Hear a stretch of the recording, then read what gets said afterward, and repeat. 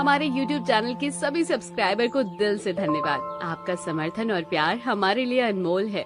अगर आपको हमारी कहानियों में उपयोग होने वाले बैकग्राउंड चाहिए तो आप इन्हें खरीद सकते हैं। आप हमें हमारी Instagram ID में फॉलो कर हमें मैसेज कर सकते हैं और कहानियों से संबंधित जो भी आपके डाउट्स है वो हमसे बात कर सकते हैं। हम आपको कम से कम प्राइस में बैकग्राउंड प्रोवाइड करने की कोशिश करेंगे और शुरुआती यानी कि बिगनर्स कलाकारों को कुछ बैकग्राउंड फ्री में भी दिए जाएंगे। धन्यवाद। इस वीडियो के डिस्क्रिप्शन में लिंक दिया हुआ है, जाके क्लिक करें। पहाड़ों से घिरा हुआ एक छोटा सा गांव था, रामपुर। उसी गांव में एक नदी हुआ करती थी। उस नदी के किनारे दो बहनों का घर था। बड़ी बहन ललिता, उसका पति हरि खूब धनी था। उसके पास खूब सारे खेत खलियान हुआ करते थे, जिस वजह से ललिता को धन आदि की कोई कमी नहीं थी। ललिता शुरू से ही हरि को बहुत पसंद करती थी, जिस वजह से ललिता और हरि का प्रेम विवाह हुआ।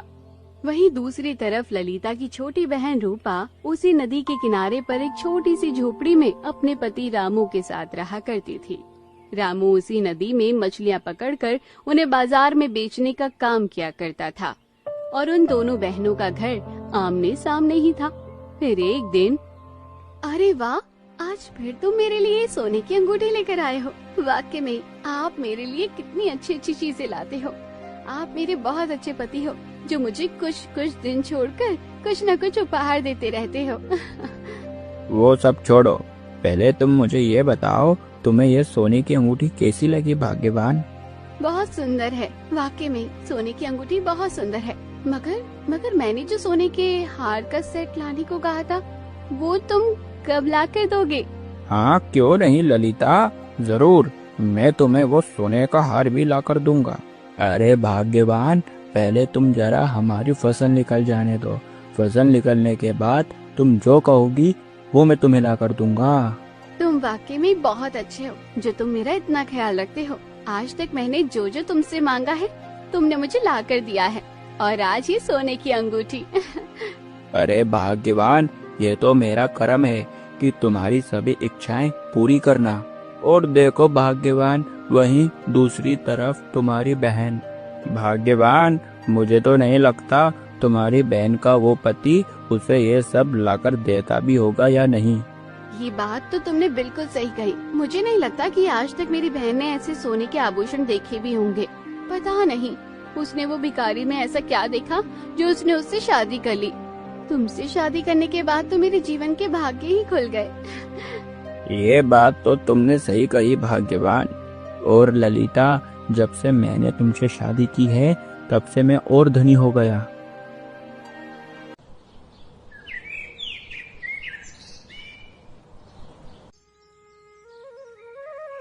भाग्यवान, तुमने मुझे शादी के लिए पसंद ही क्यों किया? मैं आज तक ये बात समझ नहीं पाया। शादी के बाद आज तक मैंने तुम्हारी एक इच्छा भी पूरी नहीं की। अरे, तुम हर रोज सुबह उठकर ये फालतू की बातें मत करा करो। मैं तुमसे पहले ही 100 बार कह चुकी हूँ कि मुझे ये पैसा दौलत ये कुछ भी नहीं चाहिए। सब कुछ पैसा ही नहीं होता। मैं केवल इतना चाहती हूँ कि मुझे एक साफ दिल का और जो मुझसे बहुत प्यार करे वैसा ही पति चाहिए, और मुझे ठीक तुम वैसे ही मिल गए। मगर भाग्यवान, मुझे बिल्कुल भी अच्छा नहीं लगता। तुम ये खोटे गहने पहनती हो। और भाग्यवान, वहीं दूसरी तरफ तुम्हारी बड़ी बहन का पति उसे हर महीने नए नए सोने के आभूषण भेंट करता है। अरे, मेरी बहन का पति उसे सोने के आभूषण भेंट करे या ना करे, इसमें हमें क्या लेना देना। हम तो इतने में ही खुश हैं। भाग्यवान, जब तुम्हारी बहन तुम्हें अपनी दौलत का घमंड दिखाती है, तब मुझे बिल्कुल भी अच्छा नहीं लगता। अरे, तो उसे अपनी दौलत का मुझे रौब दिखाने दो। उसे मुझे रौब दिखाकर खुशी मिलती है तो होने दो, मुझे इससे कोई फर्क नहीं पड़ता। भाग्यवान, तुम कितनी अच्छी हो, तुम्हारा मन कितना साफ है। अब ये बात सब छोड़िए। घर में आज खाना पकाने के लिए बिल्कुल भी लकड़ियाँ नहीं हैं, तो तुम जल्दी से मुझे कुछ सूखी लकड़ियाँ ला कर दो, जिससे मैं खाना बना सकूं। ठीक है भाग्यवान, मैं जंगल की ओर जाकर कुछ सूखी लकड़ियाँ काट कर आता हूँ। इतना कहकर रामू जंगल की ओर निकल पड़ा, और वो जंगल में पहुंचकर जैसे ही लकड़ियाँ काटने जा रहा होता है कि तभी उसके कानों में एक जानवर का स्वर टकराया। अरे, इतने घने जंगल में ये किस जानवर की आवाज आ रही है? यहाँ आसपास तो कोई नहीं है। मुझे तो लगता है कोई जानवर बड़े ही कष्ट में है, ये उसी की आवाज आ रही है। इतना कहकर रामू अपनी नजर आसपास दौड़ाने लगा और फिर उसकी नजर वहाँ झाड़ियों के पीछे एक बंदर पर पड़ी जो कि झाड़ियों में फंसा हुआ था। अरे बाप रे बाप, ये आवाज तो ये बंदर कर रहा है। अरे मुझे तो लगता है ये बंदर किसी कष्ट में है, मुझे जाकर देखना चाहिए। फिर इतना कहकर रामू उस बंदर की ओर बढ़ता है और वहाँ जाकर देखता है तो उस बंदर के पैर में कांटा लगा हुआ था जिसे वो निकाल देता है। अब तुम ठीक तो हो ना प्यारे बंदर, मैंने तुम्हारे पैर का कांटा निकाल दिया है। अरे तुम्हारा बहुत बहुत शुक्रिया। बंदर की ये बात सुनकर रामू हक्का बक्का हो गया। वो सोच रहा था कि ये बंदर मनुष्य की भाषा में कैसे बोल सकता है। अरे तुम मनुष्य की तरह कैसे बात कर सकते हो? तुम तो एक बंदर हो, तो फिर तुम हमारी तरह कैसे बात कर सकते हो? किंतु तुम तो हमारी तरह बात कर रहे हो, कहीं कहीं तुम भूत तो नहीं? अरे प्यारे मनुष्य, तुम मुझसे बिल्कुल भी मत डरो। ये बहुत पुरानी बात है, जब एक साधु महाराज को एक सांप ने काट लिया था। जब मैंने इसी जंगल में से उन्हें कुछ जड़ी बूटियां लाकर दी थी, जिनका सेवन करने के बाद वो साधु महाराज स्वस्थ हो गए। और फिर उन साधु महाराज ने प्रसन्न होकर मुझे यह वरदान दिया कि मैं इंसानी भाषा में किसी से भी बात कर सकता हूँ।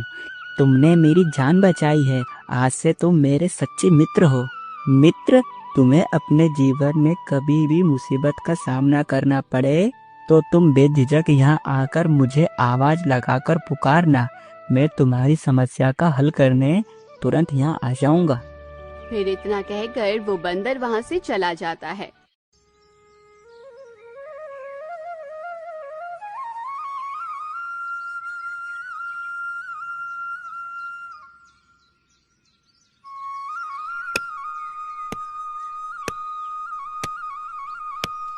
और फिर रामू कुछ लकड़ियाँ काटकर उन्हें अपने सर पर रखकर अपने घर की ओर निकल जाता है।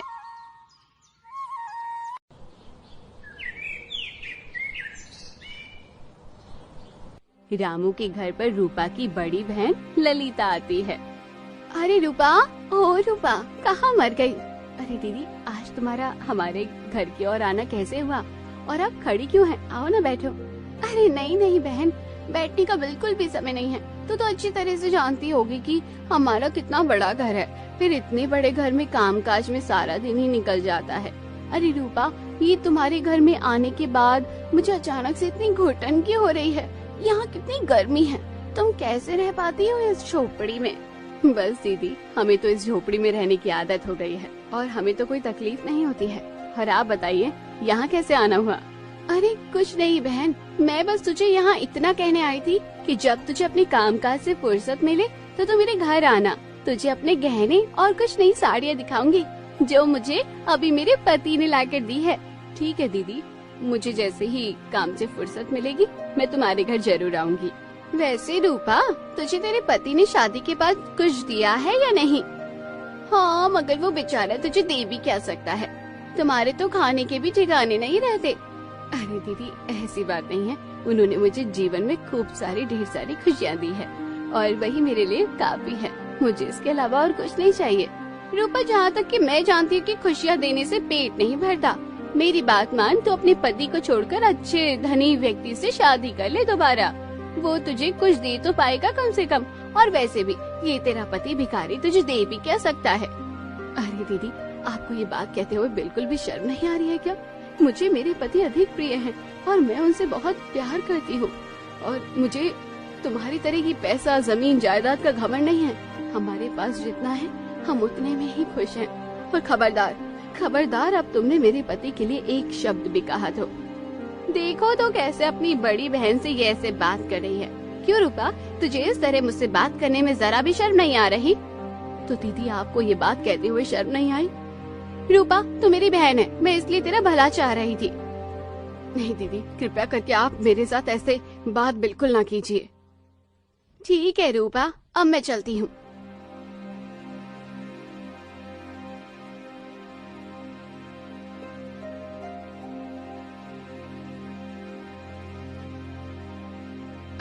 आप आ गए। भाग्यवान, अभी यहाँ तुम्हारी बहन क्यों आई थी? वो तो बस ऐसे ही बात करने आई थी। भाग्यवान, बहाने बनाने की कोई जरूरत नहीं है। मैंने बाहर खड़े होकर तुम दोनों की सारी बातें सुन ली है। भाग्यवान, मुझे समझ नहीं आता तुम्हारी बहन को तुम्हें परेशान करने में क्या खुशी मिलती है। वो यहाँ बार बार आकर तुम्हें क्यों परेशान करती है? भाग्यवान, मुझे ये बिल्कुल पसंद नहीं है कि कोई तुम्हें परेशान करे। उसे मुझे परेशान करने में मजा आता है ना, तो उसे मुझे परेशान करने दीजिए ना। आप क्यों चिंता करते हैं? भाग्यवान, मैं इतनी मेहनत करूंगा, फिर तुम देखना, एक दिन मैं तुम्हारी सभी इच्छाएं पूरी करूंगा। तुम्हें जो चाहिए वो मैं तुम्हें लाकर दूंगा। अरे मेरी कोई भी इच्छा नहीं है, मैं तो बड़ी ही खुश हूँ। मगर आपको लकड़ियाँ लेकर आने में आज इतना समय कैसे लग गया? बाकी दिनों तो तुम बहुत जल्दी लकड़ियाँ जंगल से काट कर ले आते थे। हाँ, अरे भाग्यवान, मैं वो जरा वृक्ष के नीचे आराम करने लगा तो मुझे समय का पता ही नहीं चला। ठीक है, अब मैं खाना तैयार करती हूँ। भाग्यवान, अब मैं नदी किनारे मछलियाँ पकड़ने के लिए जा रहा हूँ। मगर आज तो आपने सुबह से कुछ भी नहीं खाया है। रुको, पहले तुम कुछ खाओ, उसके बाद तुम जाना। और भाग्यवान, जब तुम्हारा खाना तैयार हो जाए तो तुम अपने घर के पीछे वाली नदी पर ले आना, मैं वहीं मछलियाँ पकड़ूंगा। फिर इतना कहकर रामू अपने घर के पीछे वाली नदी के किनारे बैठकर मछलियाँ पकड़ने लगता है। रामू को मछलियाँ पकड़ते हुए बहुत समय हो जाता है, मगर अभी तक उसके जाल में एक भी मछली नहीं आती है। अरे, मैं सुबह से बैठकर मछलियाँ पकड़ रहा हूँ, मगर आज तो एक भी मछली मेरे जाल में नहीं फंसी। भाग्यवान से तो खूब बड़ी बड़ी बातें कर ली। अगर ऐसा ही चलता रहा तो मैं भाग्यवान के सपने कैसे पूरे करूँगा? रामू कुछ कह रहा होता है कि तभी वहाँ रूपा आ जाती है। क्या हुआ जी? अपने आप में बड़बड़ क्यों ही बात कर रहे हो? कुछ नहीं भाग्यवान, सुबह से बस यूं ही खाली बैठा हूँ, अभी तक एक मछली भी जाल में नहीं फंसी। बस इतनी सी बात? चाहे तुम कितने भी दुखी क्यों ना रह लो, मगर जब हमारे भाग्य में सुख होगा तभी हमें सुख मिलेगा। मनुष्य को केवल अपने कर्म पर विश्वास रखना चाहिए, उसे सदैव अच्छे कर्म करने चाहिए। मगर भाग्यवान, मुझे तुम्हारे सपने भी तो पूरे करने हैं। अब ये सब बातें छोड़िए और पहले तुम खाना खा लो।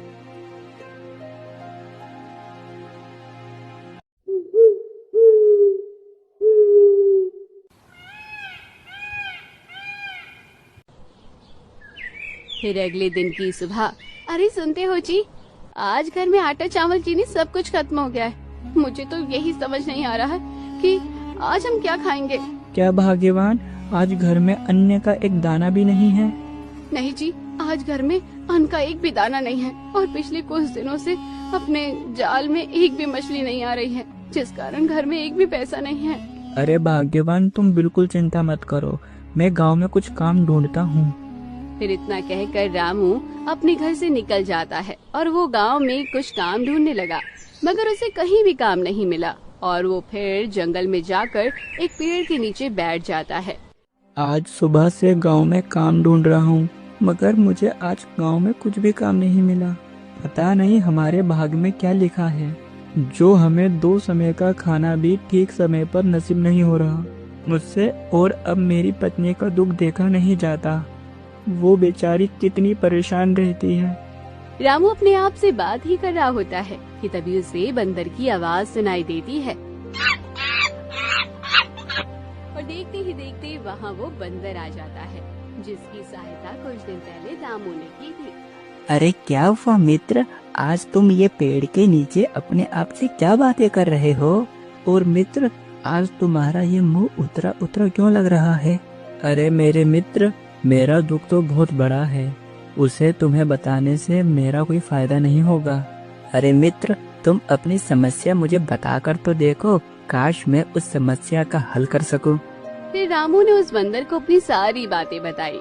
मुझे तो यही समझ नहीं आ रहा है कि आज हम क्या खाएंगे। क्या भाग्यवान, आज घर में अन्न का एक दाना भी नहीं है? नहीं जी, आज घर में अन्न का एक भी दाना नहीं है और पिछले कुछ दिनों से अपने जाल में एक भी मछली नहीं आ रही है, जिस कारण घर में एक भी पैसा नहीं है। अरे भाग्यवान, तुम बिल्कुल चिंता मत करो, मैं गांव में कुछ काम ढूंढता हूँ। और मित्र, आज तो हमारे घर में अन्न का एक दाना भी नहीं है। अरे मित्र, मैं तुम्हारी मदद कर सकता हूँ। मैं इस जंगल में वो ठिकाना जानता हूँ जहाँ पर एक राजा का गुप्त धन गड़ा हुआ है। अगर मित्र मैं तुम्हें वो खजाने का पता बता दूंगा तो मुझसे अपनी ये शक्तियाँ छिन जाएगी। वरदान देते समय साधु महाराज ने मुझसे एक बात कही थी मित्र, कि जैसे ही तुम किसी भी धन का पता किसी भी मनुष्य को बताओगे तो वैसे ही तुम्हारा यह वरदान नष्ट हो जाएगा। अच्छा मित्र, तो ये बात है। मैं ये बिल्कुल भी नहीं चाहता हूँ कि तुमसे तुम्हारी शक्तियाँ छिन जाए। तुम मुझे कोई भी धन का पता मत बताओ। अगर तुमसे तुम्हारी शक्तियाँ छिन गई तो फिर तुम कभी भी नहीं बोल पाओगे। अरे नहीं मित्र, तुमने भी तो मेरे बुरे वक्त में मेरी सहायता की थी ना, तो अब मेरा भी कर्तव्य है कि तुम्हारे बुरे वक्त में मैं तुम्हारी सहायता करूं। मुझे अपनी शक्तियों की कोई परवाह नहीं है। चलो, तुम चलो मेरे साथ। अरे मित्र, अगर तुम मुझे कोई भी खजाने का पता बताओगे तो फिर तुमसे तुम्हारी शक्तियाँ छिन जाएगी मित्र। मित्र तुम ऐसा मत करो। अरे मित्र, मुझे उससे कोई फर्क नहीं पड़ता, मुझे केवल तुम्हारी सहायता करनी है। अब तुम चलो मेरे साथ। फिर बंदर के अनुसार रामू उस बंदर के पीछे पीछे जाने लगा। मित्र, अब तुम देरी किए बगैर इस जमीन पर खोदना शुरू करो।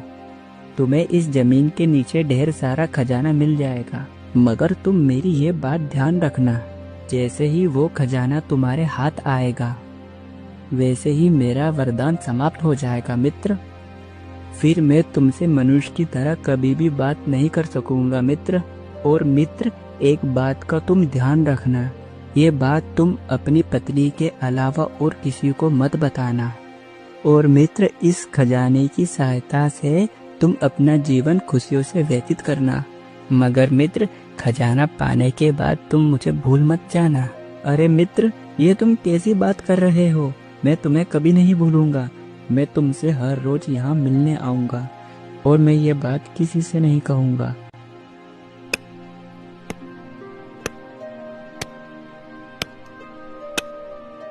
अरे अरे, ये तो सोने के आभूषणों से भरा मटका है। मित्र, तुम्हारी बात बिल्कुल सत्य हुई। ये मटका तो सोने के आभूषणों से भरा हुआ है। अरे अरे, मुझे माफ करना मित्र, मुझे अपने आप में बिल्कुल भी अच्छा नहीं लग रहा। अब तुम मुझसे बात नहीं कर पाओगे। मैं जानता हूँ मित्र, अब तुम्हारी बोलने की शक्तियाँ जा चुकी है। मगर मित्र, एक बात तुम ध्यान रखना, हम दोनों की मित्रता कभी भी समाप्त नहीं होगी। मैं तुमसे हर रोज इस जंगल में मिलने आऊंगा। फिर इतना कहकर रामू उस मटके को उठाकर अपने घर की ओर निकल पड़ता है और उस सोने के आभूषणों से भरे मटके को देखकर रूपा आश्चर्यचकित हो जाती है और कहती है, अरे ये क्या है और ये तुम्हें सोने के आभूषण से भरा मटका कहाँ से मिला? भाग्यवान, अब मैं तुम्हें क्या बताऊं, मगर मेरे मित्र ने ये कहा था कि ये बात तुम अपनी पत्नी को बता सकते हो, मगर अपनी पत्नी के अलावा और किसी को मत बताना। हाँ तो सुनो भाग्यवान, आज जब मैं जंगल में एक पेड़ के नीचे बैठा था तब। फिर रामू ने रूपा को सारी बातें बताई।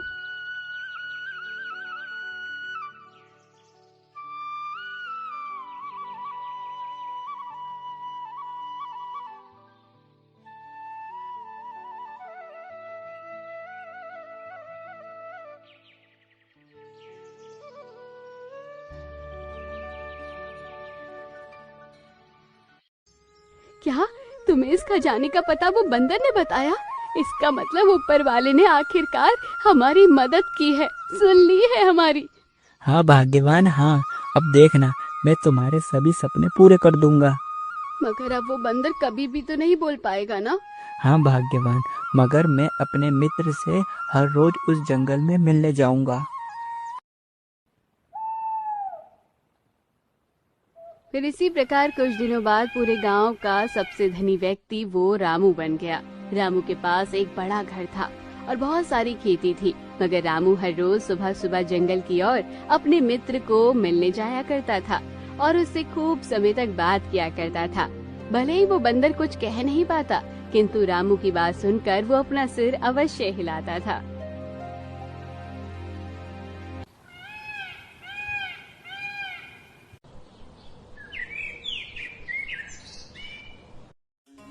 भाग्यवान, मैंने सोचा था कि अपने खेत के पास वाली जमीन हम खरीद लेंगे, मगर भाग्यवान, तुम्हारी बहन के पति वो रामू ने वो सारी जमीन खरीद ली। पता नहीं भाग्यवान, तुम्हारी वो बहन के पति के पास इतना सारा पैसा कहाँ से आया, मुझे तो कुछ समझ नहीं आ रहा। ये बात तो तुमने बिल्कुल सही कही। पता नहीं उन भिखारियों के पास इतना पैसा कहाँ से आ गया है। इतना बड़ा घर, जमीन, संपत्ति, मुझे तो कुछ समझ नहीं आ रहा है। वो भी ये सब अचानक कैसे हो गया। भाग्यवान, मुझे एक बात पता चली है। तुम्हारी बहन का पति वो रामू हर रोज जंगल की ओर एक बंदर से मिलने जाता है और भाग्यवान उस बंदर से घंटों घंटों तक बात करता है। जहाँ तक मुझे लगता है भाग्यवान, उसी बंदर ने रामू को ढेर सारा धन दिया होगा।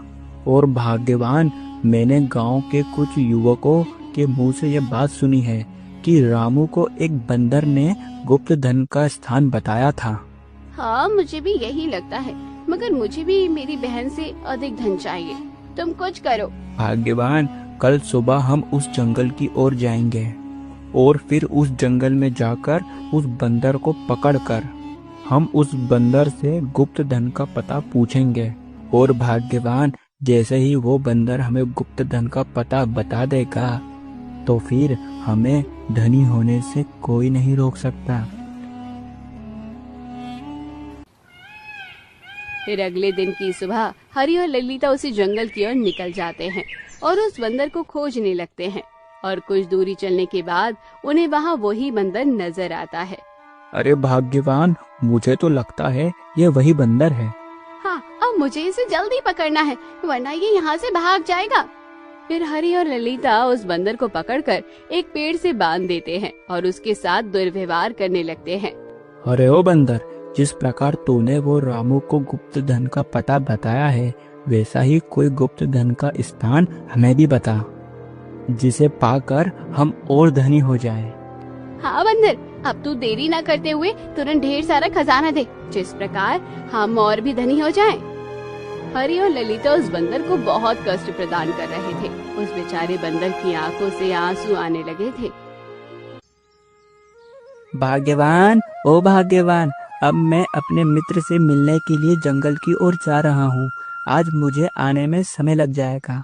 अरे मैं ये कह रही थी, आज मुझे भी अपने मित्र से मिलवाओ ना। आज उसी के कारण तो हम इतने धनी हो पाए हैं। मुझे तुम्हारे मित्र से मिलने का बहुत ही मन है। क्या भाग्यवान, तुम्हें भी मेरे मित्र से मिलना है? हाँ तो कोई बात नहीं, तुम भी मेरे साथ चलो। आज मैं तुम्हें अपने मित्र से मिलवाता हूँ। रामू और रूपा जंगल की ओर जाने लगे। लगता है तू ऐसे नहीं मानेगा, तुझे मेरी भाषा में ही समझाना पड़ेगा। फिर इतने ही बीच में ललिता वहाँ से एक लकड़ी उठाती है और वो बंदर पर उस लकड़ी से वार करने लग जाती है, जिससे उस बंदर को बड़ा ही पीड़ा होना शुरू हो जाता है। और कुछ दूर चलने के बाद उन्हें वही बंदर नजर आया, जिसे हरी और ललिता खूब परेशान कर रहे होते हैं। और अपने मित्र बंदर की ये हालत देखकर रामू चौंक पड़ा और बंदर की आंखों से झरझर आंसू बहने लगे। अरे अरे, तुम दोनों ये बेचारे बेजुबान बंदर को क्यों कष्ट पहुंचा रहे हो? आखिर इस बेचारे ने तुम दोनों का क्या बिगाड़ा है? मुझे इसकी पीड़ा देखी नहीं जाती है।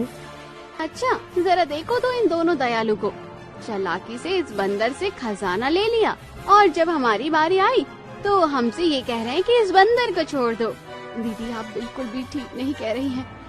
तुम्हें इस बेचारे बंदर को पीड़ा पहुंचाने से बिल्कुल भी शर्म नहीं आ रही है क्या? अरे दया करो, तुम्हारे अंदर दया नाम की चीज है या नहीं है? तुम अभी तुरंत इसी बंदर को जाने दो।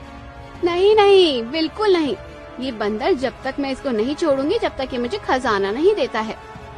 दीदी, आपको खजाना ही चाहिए ना?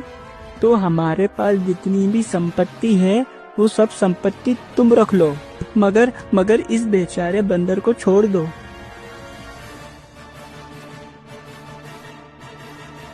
अरे दुष्ट औरत और मनुष्य, तुम्हें इस बेजुबान को पीड़ा पहुंचाते हुए बिल्कुल भी शर्म नहीं आ रही? आखिर इस बेजुबान ने तुम्हारा क्या बिगाड़ा है? जाओ, मैं तुम दोनों को श्राप देता हूँ कि अभी से तुम दोनों की पूंछ निकल जाएगी इस बंदर की तरह। साधु महाराज के श्राप देते ही ललिता और हरी की बंदर की तरह पूंछ निकल जाती है, जिसे देखकर तुम्हारी भी पूंछ निकल गई है। ये सब क्या हो रहा है?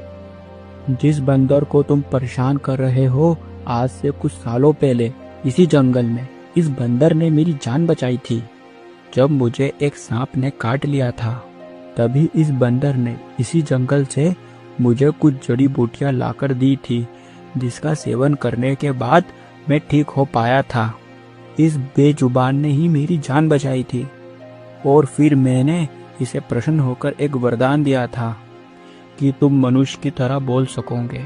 और मैंने इस बंदर से ये भी कहा था कि जब तुम इस जंगल का गुप्त धन किसी भी मनुष्य को बताओगे तो तुम्हारा वरदान नष्ट हो जाएगा।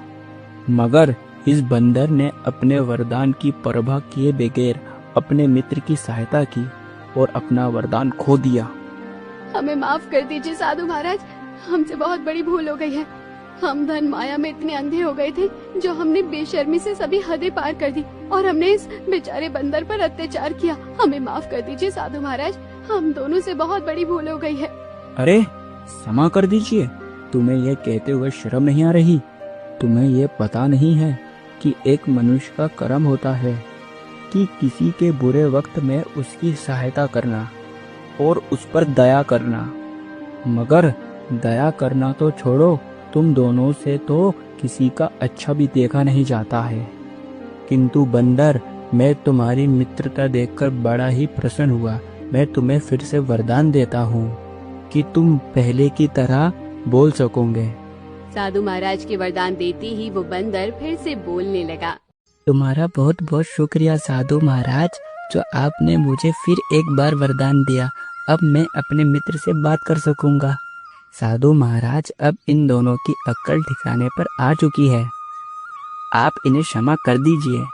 साधु महाराज, हमें समझ आ गया है कि मनुष्य को अपने जीवन में अच्छे कर्म करने ही चाहिए, किसी के प्रति पाप नहीं रखना चाहिए। हमें क्षमा कर दीजिए साधु महाराज। साधु महाराज, कृपया करके आप मेरी दीदी को ठीक कर दीजिए, मुझसे इनकी पीड़ा नहीं देखी जाती। बेटी, मैंने तुम दोनों को क्रोध में आकर श्राप दे दिया है, मगर अब मैं अपना श्राप वापस भी नहीं ले सकता हूँ। मगर तुम जैसे जैसे अपने जीवन में अच्छे कर्म करोगे, वैसे ही तुम्हारी ये पूंछ गायब हो जाएगी। और फिर इतना कहकर वो साधु महाराज वहाँ से गायब हो जाते हैं। रूपा, मुझे माफ कर दे मेरी बहन, मैंने तेरे बुरे वक्त में तेरा मजाक उड़ाया है। अरे दीदी नहीं, आप मुझसे माफी मत मांगिए, जो हुआ उसे भूल जाइए। इसी प्रकार ललिता की अकल ठिकाने आ जाती है और पूरे गांव में रामू और बंदर की मित्रता प्रसिद्ध हो गई। रामू अपने मित्र से हर रोज जंगल में मिलने जाया करता था। तो दोस्तों, कहानी भी यहीं खत्म हुई। कैसी लगी कमेंट बॉक्स में जरूर बताइए। चैनल को अभी तक सब्सक्राइब नहीं किया तो जरूर कर लीजिए।